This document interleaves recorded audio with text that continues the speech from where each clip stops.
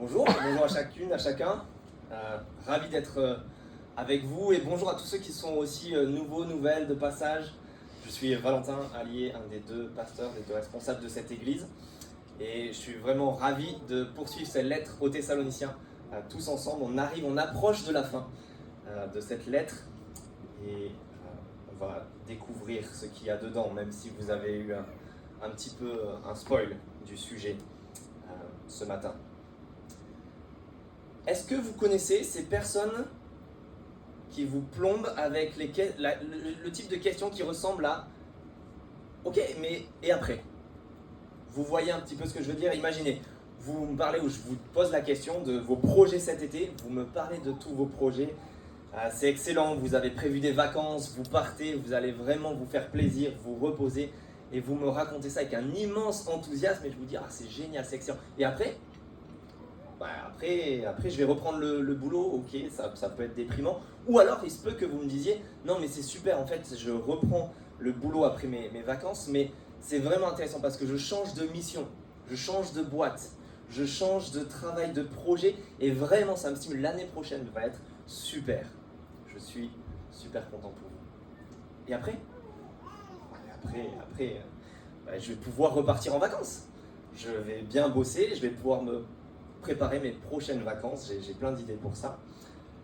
Ok, après, je vais bien travailler, et puis comme c'est un bon poste, et voilà, je vais bien gagner ma vie, je vais trouver, je vais préparer la suite, je vais avoir une bonne situation, un bon métier, et après je vais bien bosser, puis après je vais profiter en fait. Ce qui est super avec ce boulot, si j'y reste, c'est que je vais pouvoir profiter.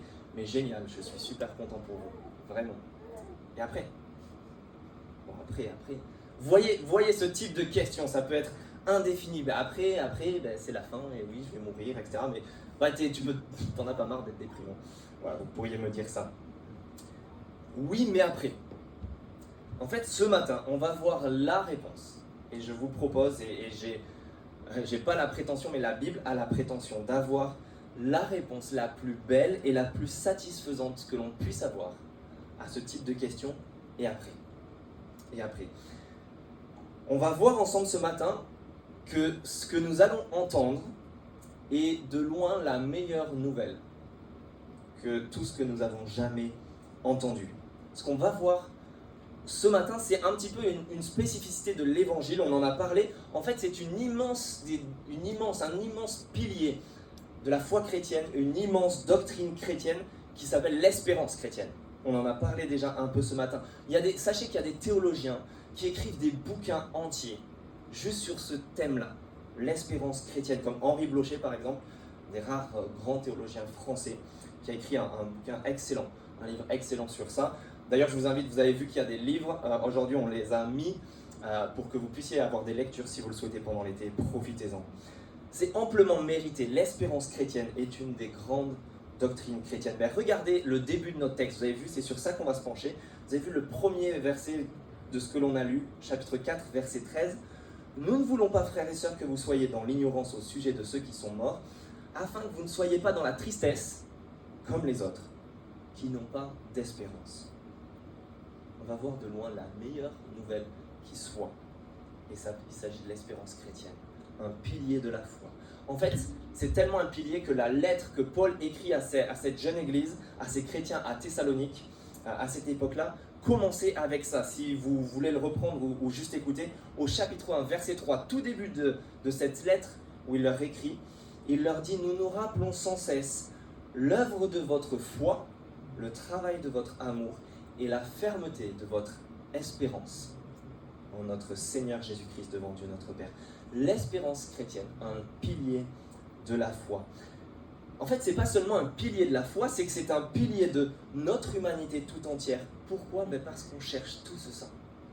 On cherche tous ce que l'on a dans l'espérance chrétienne. On cherche tous un avenir radieux. Construire et participer à l'avenir le plus beau et le plus satisfaisant qu'il puisse être. Pour nos vies individuelles et même collectivement. C'est ce qu'on veut, c'est ce qu'on cherche. Et c'est ce que l'espérance chrétienne nous offre. Alors surtout si vous nous rejoignez, un rapide survol de ce qu'on a vu dans cette lettre. Pourquoi l'espérance chrétienne vient maintenant ici dans ce que Paul écrit aux Thessaloniciens? En fait, toute cette lettre nous a fait voir et a commencé avec se poser la question, est-ce que l'on est vraiment chrétien ? Se poser cette question et avoir la réponse, si l'on est vraiment chrétien pour de vrai. On a vu ensuite la question de est-ce que l'on est sur le bon chemin ? Est-ce qu'on a la bonne religion ? Est-ce qu'on fait bien d'être chrétien et d'avoir l'évangile ? Est-ce qu'on a vraiment fait le bon choix ? On a vu ensuite pourquoi rester chrétien, pourquoi rester sur ce chemin et rester dans ce choix-là. Et finalement, la semaine dernière, si vous étiez là, on a vu que même si votre vie chrétienne, même si vous êtes chrétien ce matin et votre vie chrétienne va bien et qu'on peut dire c'est bien, on a vu la semaine dernière que Dieu avait un appel pour nous à progresser encore dans cette vie. Et on pourrait arriver à la fin de tout ça et se dire, mais en fait, pourquoi ? Pourquoi tout ça ? Peut-être c'est votre question si vous n'êtes pas chrétien ce matin et vous nous rejoignez, et bienvenue. Et vraiment, bravo de vous poser cette question. Pourquoi être chrétien ? Pourquoi le rester ? Pourquoi persévérer ? Et même pourquoi progresser pour plaire à Dieu ? Pourquoi ? À cause précisément de l'espérance. À cause précisément de l'espérance chrétienne, de l'avenir qui est réservé de la part de Jésus-Christ aux chrétiens. Si vous êtes sur ce chemin, si vous êtes dans la foi, si vous persévérez, et même que vous progressez, c'est un avenir radieux qui s'ouvre devant vous. Et c'est la meilleure nouvelle qu'on va entendre ce matin. Donc je vous propose d'enfiler un casque ce matin, enfiler un casque pas de réalité virtuelle, mais de réalité spirituelle, pour s'équiper, pour voir cette doctrine de première importance et s'en équiper. On va s'équiper de ce casque. Regardez, en fait, c'est la métaphore qu'il y a dans le chapitre 5, verset 8. Vous avez vu ça. Nous qui sommes du jour, soyons sobres, enfilons la cuirasse de la foi et de l'amour et ayons pour casque l'espérance du salut. Alors je vous propose de s'équiper de ce casque de l'espérance chrétienne et on va s'en équiper face à deux situations bien précises pour nos vies. Face aux défis que représente notre vie présente, la vie de tout un chacun, votre vie ce matin, quelle qu'elle soit, quelles que soient les circonstances, on va s'équiper face à la vie. Et on va s'équiper aussi face à notre mort qui nous attend tous, face à l'épreuve de la mort à venir. Je ne sais pas si vous avez remarqué, regardez encore avec moi, si vous l'avez sous les yeux, la toute fin de ce que l'on a lu, chapitre 5, versets 9 et 10, et vous allez voir que cette espérance chrétienne nous équipe face à ces deux situations. Versets 9 et 10, on découvre que Dieu ne nous a pas destinés à la colère, mais à la possession du salut par notre Seigneur Jésus-Christ, qui est mort pour nous, afin que, soit que nous veillons, c'est-à-dire dans cette vie, nous sommes en train de veiller dans cette vie, soit que nous dormions. Je pense ici qu'on prenait une métaphore pour la mort, pour ceux qui sont morts. Soit que nous veillons dans cette vie, soit que nous dormions, nous soyons déjà morts, nous vivions ensemble avec lui. L'espérance chrétienne nous équipe pour ces deux situations. Elle nous équipe dans cette vie et face à la mort. Et on va le voir dans le sens inverse. Pourquoi ? Parce que c'est comme ça que l'aborde le texte. On va d'abord s'équiper face à la mort qui nous attend tous et s'équiper pour la vie présente, pour nous tous qui sommes en vie. C'est ce que fait notre texte. Donc vous avez vu qu'on est à la fin d'un chapitre, chapitre 4, début d'un autre. La fin du chapitre 4 s'adresse à propos de ceux qui sont morts. Et puis le chapitre 5 à propos de ceux qui sont encore en vie. Regardez le verset 15 du chapitre 4 par exemple. Je vous montre plusieurs versets là avant de se plonger dans le texte. Voici ce que nous déclarons d'après la parole du Seigneur. Nous les vivants, restés pour le retour du Seigneur, nous ne devancerons pas ceux qui sont morts. Et donc on parle à ce moment-là pour ceux qui sont déjà morts, à propos de ceux qui sont déjà morts, et au début du chapitre 5, ensuite, pour ceux qui sont encore en vie. Est-ce que vous avez remarqué, Will l'a annoncé, mais dans juste ce que je viens de lire, l'événement qui change tout. Je vous le relis. Nous les vivants, restés pour le retour du Seigneur, littéralement l'apparition du Seigneur. En fait, ce qui change absolument tout, qui donne lieu à une espérance pour la foi, pour le christianisme, pour les chrétiens, pour ceux qui suivent Jésus-Christ, c'est quoi ? C'est l'apparition de Jésus-Christ une seconde fois. Appelé communément son retour ou parfois sa seconde venue, appelé dans la suite de notre texte le jour du Seigneur au chapitre 5, verset 2, verset 4, on va voir l'apparition de Jésus-Christ. Jésus-Christ est apparu une première fois au 1er siècle pour inaugurer un salut absolument grandiose, une bonne nouvelle, magnifique pour nous. Et il apparaîtra une seconde fois. Ça, c'est l'espérance chrétienne. une seconde fois pour finaliser tout ça, pour conclure ce salut absolument magnifique pour toute l'Église, pour tous ceux qui lui font confiance, tous ceux qui sont en train de le suivre. Avant qu'on fonce dedans, j'aimerais juste en préambule dire, il me semble parfois que l'Église, que nous, que si vous êtes chrétien ou si vous êtes régulièrement dans des églises, il me semble que nous insistons davantage sur la première venue de Jésus-Christ. A raison, c'est un événement absolument historique, majeur. Il y a 2000 ans, la venue de Jésus-Christ sur terre, sa naissance, Noël, on le fête, on s'en rappelle, on se rappelle de sa mort et de sa résurrection. Et c'est bien. Mais je pense qu'on fait ça énormément plus que la seconde venue. Je ne sais pas si c'est votre expérience, on parle tellement de ça, mais très peu parfois de la seconde venue de Jésus-Christ que nous attendons, son retour, que parfois nous avons tendance à négliger. Et je vous invite à considérer, si vous avez été avec nous dans cette lettre aux Thessaloniciens jusqu'à maintenant, je vous invite à considérer que cette lettre n'a pas tant que ça insisté sur la première venue de Jésus-Christ. Elle en a parlé, elle l'a fait. On en a parlé, chapitre 2, on a parlé de ça. Mais par contre, elle termine avec insistance sur ce qui a été déjà martelé tout au long de cette lettre écrite à des chrétiens, à savoir que Jésus-Christ revient, à savoir sa seconde venue. Et c'est ce que fait même la Bible tout entière avec ses 66 livres, qui termine avec un livre entier dédié à ce sujet-là, à la seconde venue de Jésus-Christ avec l'Apocalypse. C'est la ligne de mire de toute la foi chrétienne et de toutes nos vies, de toute cette lettre aux Thessaloniciens, parce que ça doit être la ligne de mire de nos pensées, de ce que nous regardons, de ce à quoi nous pensons, de ce que nous contemplons, jour après jour, minute après minute, pour n'importe qui d'entre nous ce matin, et n'importe quelle personne, quelle qu'elle soit, qui vous entoure même. Voyez ça? Et donc c'est ce qu'on va faire ce matin.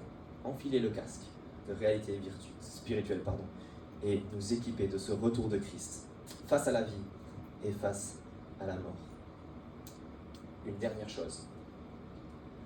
Ce matin, comme toutes les autres fois, mais particulièrement, n'est absolument pas une prédication, un message one shot, que voilà, vous allez entendre, et c'est bien, on finit la lettre aux Thessaloniciens et l'on passe à autre chose. C'est jamais le cas, mais particulièrement ce matin. Pourquoi je dis cela? Parce que je pense que c'est un sujet, un message de première importance que l'on doit garder et se rappeler les uns aux autres continuellement. Regardez avec moi la fin de nos deux blocs, fin du chapitre 4, verset 18. Encouragez-vous donc les uns les autres par ces paroles. Chapitre 5, verset 11. C'est pourquoi encouragez-vous les uns les autres et édifiez-vous mutuellement, comme vous le faites déjà. Que ce soit à propos de la mort qui nous attend tous, que ce soit pour cette vie présente, si on est encore en vie, le cube a un message à se faire passer, à faire tourner, à se partager. Autrement dit, ce qu'on va entendre maintenant, vous avez à regarder les personnes qui sont dans cette salle, celles qui ne sont pas présentes aujourd'hui. Pensez aux personnes qui vous entourent. Vous avez un message à faire passer, vous avez un message à rappeler à votre GQP, à votre groupe de semaine, dans les discussions, au repas. Vous avez besoin de le rappeler à ceux qui traversent des moments compliqués, à ceux qui sont tentés dans leur vie d'abandonner Christ. Vous êtes censés avoir ce message à partager à ceux qui ne connaissent pas encore Jésus-Christ, pour qui commencent à le suivre. Pourquoi on a besoin constamment de se rappeler de l'espérance chrétienne et du retour de Jésus-Christ? Et je vous propose qu'on y aille. On regarde cela, on enfile le casque et on regarde le retour de Jésus-Christ qui nous équipe face à la mort et face à la vie. Tout d'abord, face à la mort. Regardez, c'est avec ça qu'on commence, on l'a déjà lu, verset 13. Je le relis. Nous ne voulons pas, frères et sœurs, que vous soyez dans l'ignorance au sujet de ceux qui sont morts, afin que vous ne soyez pas comme les autres. Pas dans la tristesse, comme les autres, qui n'ont pas d'espérance. L'évangile de Jésus-Christ est une bonne nouvelle, véritablement, face à la tristesse de la mort.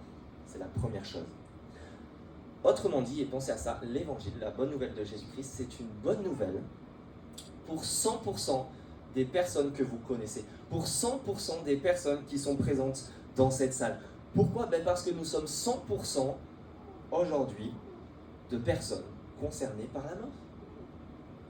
Il y a quelqu'un que je connaissais qui aimait dire que la vie est une maladie mortelle, incurable, qui commence dès la naissance. Voilà, c'est très réjouissant, mais 100% des êtres humains qui naissent vont mourir. Ça, c'est un fait, c'est une certitude. Et pourquoi c'est une bonne nouvelle que l'évangile de Jésus-Christ? Regardez la suite. Pourquoi ne pas être dans la tristesse comme les autres? Verset 14. En effet, si nous croyons que Jésus est mort et qu'il est ressuscité, nous croyons aussi que Dieu ramènera par Jésus et avec lui tous ceux qui sont morts. Voilà la bonne nouvelle. Voilà l'espérance chrétienne. Très courtement résumée, très rapidement dit, ressuscité avec Jésus-Christ, être ramené de la mort par lui, ressuscité et connaître la vie, la joie, l'abondance, l'épanouissement éternel avec lui. Est-ce que c'est pas magnifique? On pourrait s'arrêter là et dire magnifique, l'espérance chrétienne c'est ça. Est-ce que les Thessaloniciens ne savaient pas ça? Bien sûr que s'ils le savaient, ils connaissaient cette doctrine, ils savaient très bien ce sur quoi s'appuyer leur foi en Jésus-Christ. Mais je pense qu'il existait chez eux une crainte. Il existait la crainte du FOMO. C'est comme ça qu'on dit. The fear of missing out. Pardonnez mon anglais. La peur de manquer quelque chose. Rita, on parlera après parce que je t'ai entendu rigoler. Vous connaissez cette crainte, la peur de manquer quelque chose, la crainte de manquer quelque chose. Regardez verset 15 ensemble. Il existait chez eux cette peur. Voici ce que nous déclarons d'après la parole du Seigneur. Nous les vivants, restés pour le retour du Seigneur, nous ne devancerons pas ceux qui sont morts. En fait, les Thessaloniciens étaient très au courant de l'espérance chrétienne. Ils avaient conscience de la résurrection et de la vie éternelle à venir.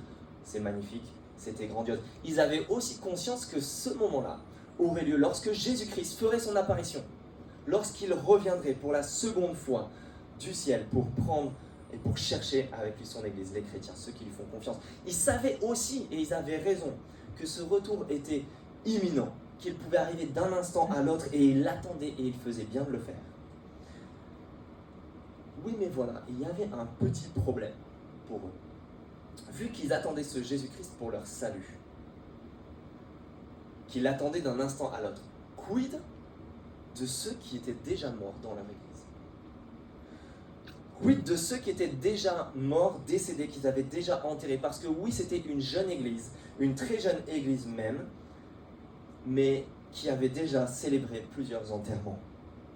Très certainement parce qu'ils étaient justement précisément chrétiens. Qu'en était-il de ces gens-là? Est-ce qu'ils allaient manquer ce retour de Christ du coup? Ou est-ce qu'ils allaient manquer, en tout cas, la joie de son apparition?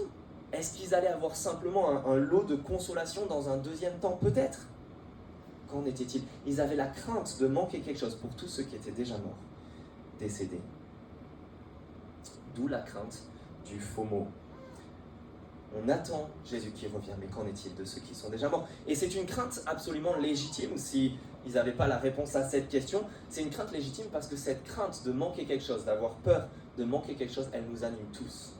Je ne sais pas si vous avez déjà réfléchi à ça ce matin, mais je suis absolument persuadé que cette crainte, cette peur nous anime tous, qui que l'on soit. Ce qui change, c'est pas qu'on ait peur ou pas de manquer quelque chose. La seule chose qui change entre nous tous, c'est la peur de l'événement qu'on va manquer, de la chose qu'on peut potentiellement rater. On est prêt à manquer des choses si on estime que c'est pas important. Mais il y a certaines choses où on ferait tout pour le manquer pour rien au monde, quand ça nous tient à cœur. Une magnifique illustration de ça, je ne sais pas si vous avez suivi, c'est le bad buzz qu'il y a eu à propos d'une journaliste de l'équipe qui a fait une réflexion sur la Coupe du Monde qui a lieu actuellement. En fait, un joueur de l'équipe de Belgique a dit qu'il pouvait s'absenter et quitter la Coupe du Monde à tout instant pendant quelques jours pour rejoindre sa femme qui doit accoucher d'un instant à l'autre de leur premier enfant. Et cette journaliste de l'équipe a réagi en disant que c'était absolument n'importe quoi, selon elle. C'était absolument n'importe quoi. Pourquoi? Parce que cet homme a la chance de jouer une Coupe du Monde et que n'importe qui tuerait pour ça. Que, en plus de cela, un accouchement, pardonnez-moi ces mots, c'est absolument dégueulasse à regarder. Et en plus que le père ne sert strictement à rien, qui fait office de figuration. Et donc pour elle, pour cette journaliste, elle a traduit son FOMO à elle, sa peur de manquer quelque chose à elle, manquer la Coupe du Monde. Elle est prête à sacrifier l'accouchement d'un premier enfant, où elle pense que lui doit le faire, pour ne pas manquer absolument pour rien au monde un seul jour de la Coupe du Monde à laquelle il a la chance de participer. Ce joueur, Jérémy Doku, Lui a traduit sa crainte, son FOMO, sa crainte de manquer quelque chose dans l'autre sens. Il est prêt à sacrifier des jours de Coupe du Monde qui a lieu tous les 4 ans et lui va en participer au mieux à 3, 4 tout au plus. Il est prêt à manquer des quelques jours de ces 3 semaines pour absolument, pour rien au monde, ne manquer la naissance de son premier enfant. Vous avez vu, on agit tous selon la peur de manquer quelque chose. C'est ce qui semble le plus important à nos yeux. Et on le manquerait pour rien au monde. Les Thessaloniciens, eux, c'était de manquer le retour de Christ. Ça, c'était la crainte qui les animait. Manquer le retour de Christ. Et donc, qu'en était-il de ceux qui sont déjà morts? Et en ce sens, la Bible et Jésus-Christ lui-même s'inscrit en faux même par rapport au pari de Pascal. Vous connaissez le pari de Pascal, tout le respect qu'on doit à ce grand homme. Mais son pari à lui, ce qu'il a vulgarisé, ce qu'on redit souvent, c'est de dire que le pari, c'est de miser sur la véracité, pour le faire simple, de l'évangile. Miser sur l'existence de Dieu et que l'évangile est vrai. Pourquoi? Parce que si c'est vrai, vous gagnez tout. Vous gagnez absolument tout, l'espérance chrétienne, la résurrection, la vie à venir, etc. Et selon lui, ce pari-là est gagnant à tous les coups. Pourquoi? Parce que si c'est faux, vous ne manquez rien. Si c'est faux, vous ne manquez rien ou quasi rien pour lui rendre tout à fait justice. Et donc pour lui, il n'y a pas vraiment de crainte, de faux mots à avoir avec ce pari. Misez sur l'évangile, qu'il soit vrai ou pas, parce que vous ne manquerez rien si c'est faux. Et je pense que c'est là où il se trompe complètement. Et qu'il faut être absolument honnête. Jésus-Christ l'assume, la Bible l'assume. Et je pense qu'il faut juste l'assumer. Et si vous êtes là et que vous n'êtes pas chrétien, et que vous ne suivez pas Jésus-Christ, il faut entendre que ça se comprend terriblement. Ça se comprend totalement. Pourquoi? Si l'évangile est faux, bien sûr qu'on perd tout. On perd tout dans cette vie. Si l'évangile est faux, il n'y a rien après. Et on perd tout dans cette vie. C'est ce qui fait que la majorité des personnes, d'ailleurs, ne suivent pas Jésus-Christ aujourd'hui, parce que tu perds ta vie. Ce qui fait que si vous êtes là et que vous n'êtes pas chrétien, ben oui, bien sûr, si vous suivez Jésus-Christ, c'est une grande décision qui va tout bouleverser. Comme me disait une personne récemment, je préférerais ne pas avoir connu le Seigneur pour faire ce que je veux de ma vie et vivre autrement. En fait, elle l'annonce et elle dit clairement ce que Jésus-Christ dit tout haut. Celui qui veut être mon disciple, être chrétien, qu'il renonce à lui-même, qu'il se charge de sa croix et qu'il me suive. Bien sûr qu'on perd tout dans cette vie parce qu'elle a tort. Jésus a raison. Et c'est bien normal de penser ça. Alors pourquoi? La raison, c'est pourquoi suivre Jésus? Parce que je ne suis pas en train de vous décourager d'être chrétien et suivre Jésus.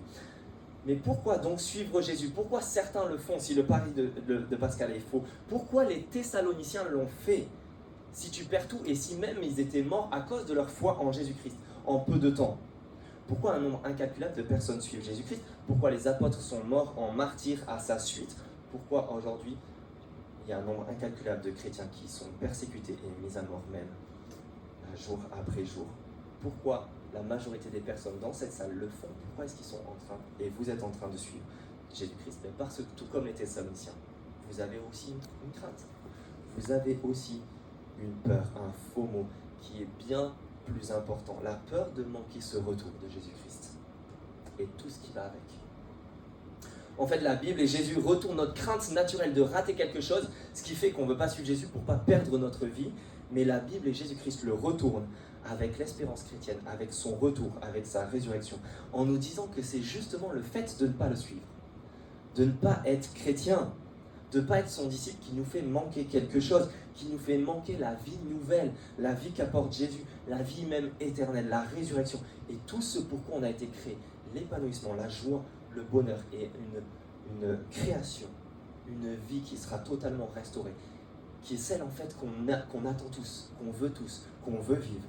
C'est ça que Jésus-Christ a en réserve pour chacun d'entre nous, le bonheur éternel qui plus est. Et donc ce matin, juste si tu n'es pas encore chrétien, j'aimerais très simplement te dire de ne pas attendre. De ne pas attendre parce que le risque de manquer quelque chose nous pend tous au nez, mais te pend au nez si tu ne suis pas Jésus-Christ. Ça te pend au nez de manquer l'événement le plus important, historique qui soit, de manquer le retour de Jésus-Christ qui vient pour amener l'épanouissement et le bonheur éternel à tous ceux qui lui font confiance. N'attendons pas, ne manquons pas surtout ce retour. Alors les Thessaloniciens, eux, avaient peur de manquer cela et de manquer ce retour, notamment pour leur mort. Ils ont suivi Jésus, sacrifié tout ce qu'ils avaient, même leur propre vie pour certains, et ils se posent la question, est-ce qu'ils vont manquer quelque chose? Et donc regardez la réponse, il n'en est rien, il n'en est rien. Ceux qui sont déjà morts ne vont rien manquer de ce retour. Regardez versets 15 à 18, toute la suite de la réponse maintenant d'un coup. Nous ne devancerons pas donc ceux qui sont morts. En effet, le Seigneur lui-même a un signal donné à la voix d'un archange et au son de la trompette de Dieu descendra du ciel. Et ceux qui sont morts en Christ ressusciteront d'abord. Ensuite, nous qui sommes encore en vie, nous qui serons encore en vie, nous serons tous ensemble enlevés avec eux sur des nuées à la rencontre du Seigneur dans les airs. Et ainsi nous serons toujours avec le Seigneur. Encouragez-vous donc les uns les autres par ces paroles. Voici l'encouragement et la consolation. Vous ne manquerez pas ce retour de Jésus-Christ si vous êtes chrétien. Que vous soyez mort ou encore en vie, peu importe. Peu importe, vous ne manquerez pas ça. Vous ne manquerez pas le bonheur éternel avec Jésus si vous êtes de ceux qui lui font confiance. Vous avez remarqué le centre de toute cette espérance, de tout cet encouragement, il s'agit d'une personne. Et peut-être juste pour terminer là, la section pour ceux face à la mort, l'espérance chrétienne repose sur une personne, la foi chrétienne repose sur Jésus lui-même. Vous avez vu, il s'agit de retrouver Jésus, de passer le reste de son existence à ses côtés, d'être réunis avec lui, de pouvoir l'aimer, d'être aimé de lui et de passer tout son temps enfin à ses côtés. Nous serons tous ensemble avec eux sur les nuées, enlevés à la rencontre du Seigneur dans les airs, et nous serons ainsi toujours avec le Seigneur. La vie chrétienne, si vous êtes là ce matin, il faut avoir cette image que ça ressemble à être membre d'une famille. Si vous êtes un disciple de Jésus-Christ ce matin, vous êtes comme les membres d'une famille où vous êtes tous en famille réunis au terminal d'un aéroport pour attendre le membre le plus important de la famille, parce qu'il est parti il y a bien longtemps. Il a quitté la famille il y a bien longtemps. Et les Zooms, les appels en visio, la voix lors des appels, les cadeaux peut-être envoyés, les lettres, les cartes, tout ça c'est bien sympa, mais maintenant c'est fini. C'est fini parce qu'il y en a marre. Tu es là et tu es avec toute ta famille et tu n'attends qu'une chose. Tu attends qu'il débarque enfin. Tu attends que ce Jésus-là passe le pas de la porte et que tu vois enfin apparaître son visage pour courir et te jeter dans ses bras. Ça c'est le résumé de la vie chrétienne. Ça c'est ce que l'on vit les amis. Ça c'est ce qui est le culte. Cette famille à l'aéroport qui n'a qu'une hâte, c'est retrouver Jésus-Christ. Retrouver Jésus. Et retrouver ce Jésus, c'est pas seulement ce qui nous équipe pour mourir en paix demain. J'espère que retrouver Jésus, ça nous équipe pour mourir en paix demain. Mais ça nous équipe pas seulement face à la mort, ça nous équipe aussi face à la vie. Et c'est ce que l'on va voir maintenant dans cette deuxième partie. C'est vivre cette vie dans l'attente qui débarque justement. Pourquoi ? Parce qu'il y a deux choses à savoir concernant ce retour, cette venue de Jésus-Christ, que les Thessaloniciens connaissaient très bien. Regardez le verset 1 du chapitre 5 maintenant. En ce qui concerne les temps et les moments, vous n'avez pas besoin, frères et sœurs, qu'on vous écrive à ce sujet. Ils étaient bien au courant de tout ce qu'il fallait savoir sur le retour de Jésus-Christ. Alors qu'est-ce qu'ils savaient et qu'il nous faut savoir nous aussi ? Regardez le verset 2. En effet, vous savez bien vous-même que le jour du Seigneur viendra comme un voleur dans la nuit. Deux choses à savoir. Cette venue de Jésus-Christ est imminente. Elle est imminente depuis le 1er siècle, depuis l'époque où cette église à Thessalonique a existé, depuis l'époque où cette lettre a été rédigée jusqu'à aujourd'hui. Le retour de Jésus-Christ est imminent. Il peut arriver d'un moment à l'autre, d'une seconde à l'autre, à n'importe quel instant.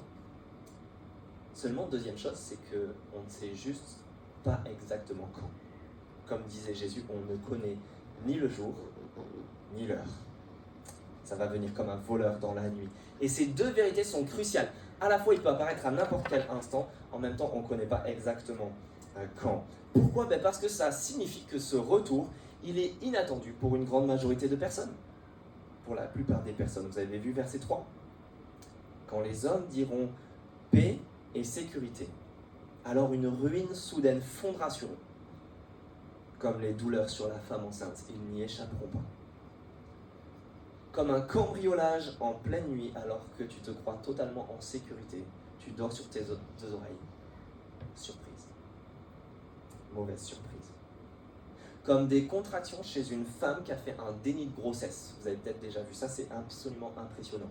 Qui ne sait absolument pas jusqu'au moment où démarrent les contractions qu'elle est enceinte. Et d'un coup, surprise, un bébé. Et toi, tout comme les Thessaloniciens, tu peux être au courant pour ne pas justement te faire surprendre, comme ce voleur dans la nuit, comme les contractions inattendues de la femme enceinte. Regardez verset 4. Mais vous, frères et sœurs, vous n'êtes pas dans les ténèbres pour que ce jour vous surprenne comme un voleur. Tu peux être équipé justement de connaître et d'attendre le retour de Jésus-Christ. Tu peux être équipé de tes caméras, d'alarme, de système de sécurité, parce que tu sais qu'il y a des voleurs, tu sais que le risque existe, tu sais qu'ils traînent et rôdent dans ton quartier et qu'à tout instant ça peut arriver. Ou alors tu connais le fait que tu attends un bébé, qu'il est là, il est dans ton ventre et tu connais le terme approximativement. Tu ne sais pas exactement quand, le jour et l'heure, mais tu as un terme, tu as une date approximative et donc tu te tiens prêt. Tu te tiens prêt, tu peux tout préparer, tu peux avertir tes parents, tes beaux-parents, tes amis, des gens de l'église, comme on l'avait fait à l'époque. Robin et Tacha savaient qu'à tout instant, il pouvait avoir un appel dans la nuit pour venir s'occuper de tes autres enfants, pour que tu puisses aller à la maternité, etc. Bref, tu es prêt. Tu es prêt, tu l'attends. En fait, c'est ce qu'a fait Jésus. Il nous a donné une date de terme. Il nous a donné un terme, comme il a dit à ses disciples, et les Thessaloniciens étaient très bien au courant. Ce que Jésus-Christ a fait dans l'évangile, c'est qu'il a donné toute une série de signes qui précéderaient son retour, dont le principal serait la destruction du temple à Jérusalem et l'arrêt des sacrifices. Et tous ces signes sont arrivés dès le 1er siècle, même s'ils continuent aujourd'hui, la persécution, les guerres, etc. Mais dès le 1er siècle, ces signes sont arrivés, ces signaux sont arrivés, dont le plus important, la destruction du temple à Jérusalem, en l'an 70 par les Romains. Autrement dit, les Thessaloniciens étaient au courant et ils avaient bien raison. Le retour, le moment, l'apparition de Jésus-Christ pouvait arriver à tout instant, depuis l'an 70 jusqu'à aujourd'hui, c'est le cas. Il faut se tenir prêt. On ne sait juste pas exactement quand. Mais le terme est là.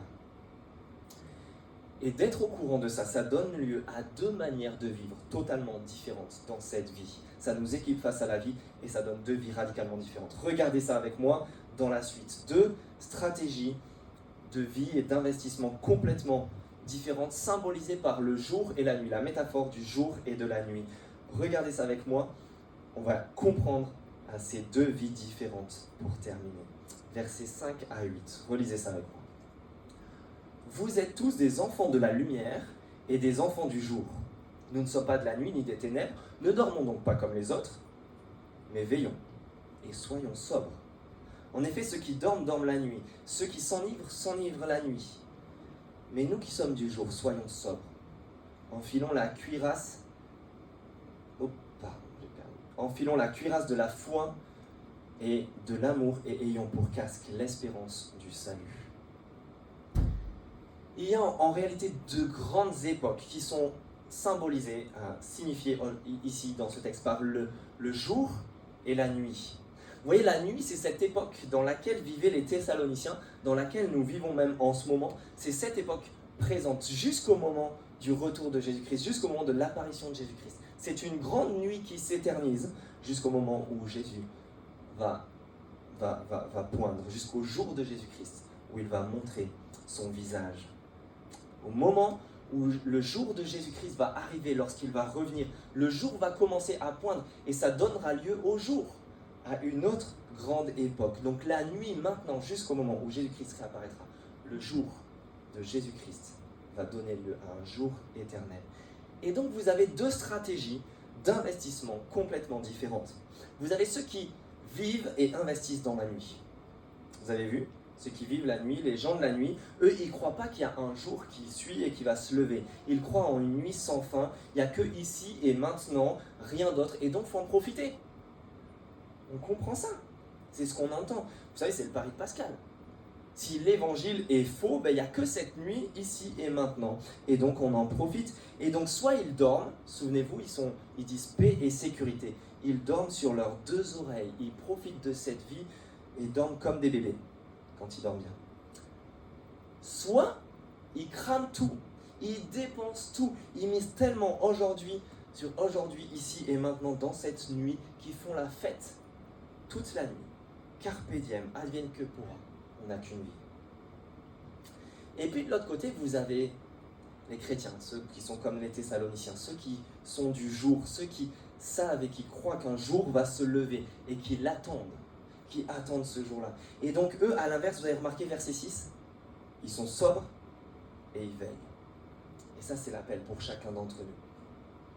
Autrement dit, ils sont sobres, ils crament pas tout, ils investissent pas tout, ils misent pas tout dans ici et maintenant. Ils sont sobres, ils économisent et ils placent ailleurs. Ils placent dans un plan épargne éternité, débloquer le jour où Jésus-Christ va réapparaître. Donc ils sont sobres dans cette vie pour tout miser. Ils misent tout sur le jour où Jésus-Christ vient. Parce qu'ils sont absolument sûrs de gagner. Ils sont sûrs, ils font pas le pari de Pascal, c'est juste qu'ils sont sûrs que l'évangile est vrai, que Jésus-Christ revient. Et ils misent tout sur ce moment-là.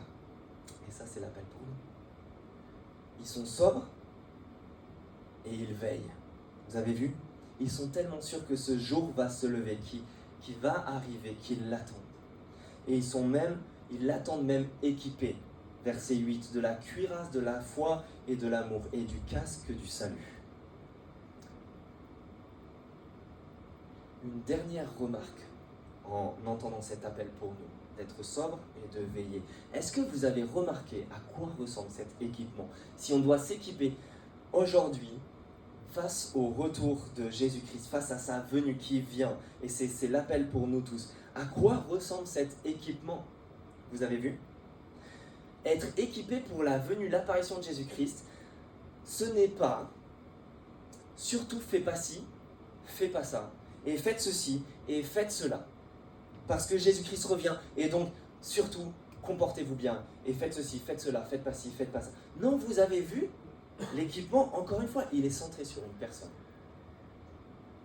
Sur la personne de Jésus-Christ, bien sûr, parce que c'est sur lui qu'il faut miser, tout miser. La foi, la cuirasse de la foi en lui. Non pas des œuvres, de faire quoi que ce soit, de la foi en lui. De l'amour à son image, parce qu'il a été comme ça. Et surtout, l'espérance qu'il vient. L'espérance jusqu'il arrive. Parce que la vie chrétienne, c'est pas ce que nous, on a à faire pour Dieu, c'est ce que lui a fait pour nous, dans la personne de Jésus-Christ. Et c'est pour ça qu'on termine avec sûrement un des plus beaux versets de cette lettre et de toute la Bible. Et j'ai juste appris à l'apprécier ces derniers temps. Je vous invite à faire pareil. Regardez ça, versets 9 et 10.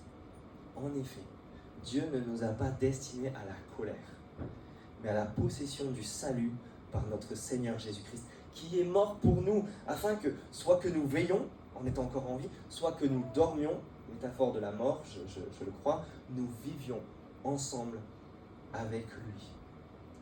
Le plan, c'est que tu sois encore en vie ou que tu meurs demain, dans la confiance en Jésus-Christ. C'est que le jour du retour de Jésus-Christ, on vive ensemble avec lui, tous ensemble avec lui, et qu'il n'y en ait aucun qui soit laissé sur le côté. Son plan pour nous, c'est pas la colère, justement, vous avez vu? Parce que Jésus-Christ l'a déjà subi en mourant pour nous sur une croix. Son plan, c'est la vie avec nous, parce que Jésus-Christ est aussi mort après sa résurrection, et donc il reviendra du ciel pour cela, pour que nous ressuscitions aussi. Nous soyons du voyage, et qu'on vienne avec lui, qu'on vive dans ces nouveaux cieux, sur cette nouvelle terre renouvelée et parfaite pour l'éternité. Alors pour finir, les amis, nous n'avons pas mieux que ce dernier verset 11, et c'est ce qu'on peut faire aujourd'hui et les jours qui suivront et durant tout l'été. C'est pourquoi encouragez-vous les uns les autres et édifiez-vous mutuellement comme vous le faites déjà. Encouragez-vous les uns les autres par ces paroles. Enfilez le casque de réalité spirituelle pour voir ce jour où Jésus-Christ réapparaîtra. Faites-le, encouragez-vous à investir toutes vos billes sur ce moment-là. Encouragez-vous à miser sur ce moment-là et non pas dans cette vie présente juste ici et maintenant. S'il vous plaît, retrouvons-nous tous à l'aéroport, en train d'attendre le moment où on va enfin le voir réapparaître.